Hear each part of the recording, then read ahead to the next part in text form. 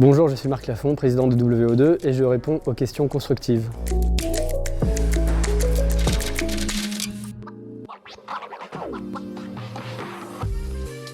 Alors ici, on est au cœur du 18e arrondissement, sur une opération WO2 d'à peu près 30 000 m² qui s'appelle Marcadet Belvédère. On est à 500 mètres de la mairie du 18e et juste au-dessus de la station de métro Marcadet Poissonnier. Alors Marcadet Belvédère, c'est une opération phare pour WO2. Dans un premier temps parce que c'est une de nos opérations avec l'empreinte carbone la plus basse, une surélévation en bois d'un socle existant en béton qu'on a conservé et qui est occupé pendant les travaux, au sein d'un site extrêmement contraint dans le 18e arrondissement.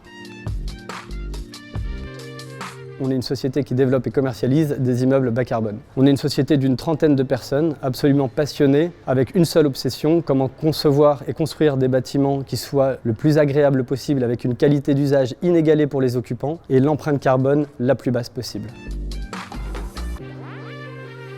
Sur Marcadet Belvédère, c'est une surélévation avec une structure bois, ce qui nous permet de réduire au maximum l'empreinte carbone de ce qu'on construit et d'avoir derrière des consommations énergétiques particulièrement basses. En l'occurrence sur Marcadet, ça nous permet d'avoir des consommations énergétiques divisées par un facteur 3 par rapport aux immeubles traditionnels et ça nous permet d'avoir un immeuble qui a 25 ans d'avance sur la réglementation. C'était également une évidence parce qu'on est sur un site extrêmement contraint et donc on utilise le bois pour avoir des flux de chantier qui soient réduits, pour limiter les nuisances de chantier, pour limiter le bruit, la poussière et pour pouvoir avoir dans un environnement qui est extrêmement dense et contraint, un chantier de 30 000 m² avec tout un tas de voisins, de riverains qui doivent continuer à habiter le quartier et à vivre autour de ce chantier. Avoir du bois massif partout à l'intérieur des espaces, ça permet d'avoir une qualité d'usage absolument hors du commun, des qualités d'acoustique exceptionnelles, un rapport à la nature omniprésent et donc un avantage pour l'utilisateur et pour les occupants de cet immeuble de bureau qui est quelque chose d'inégalé aujourd'hui à Paris.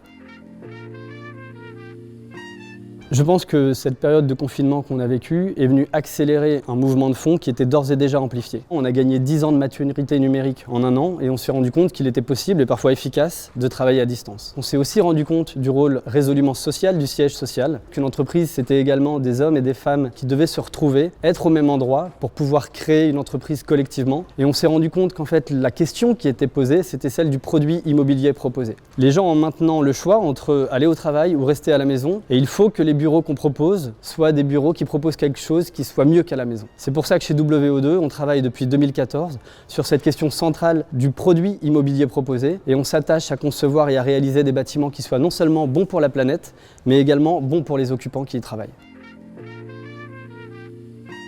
Nous avons démontré chez WO2 que construire et rénover des bâtiments en étant en ligne avec l'objectif des accords de Paris, c'est quelque chose qui est possible et ces objectifs doivent selon moi être au-dessus de tout le reste.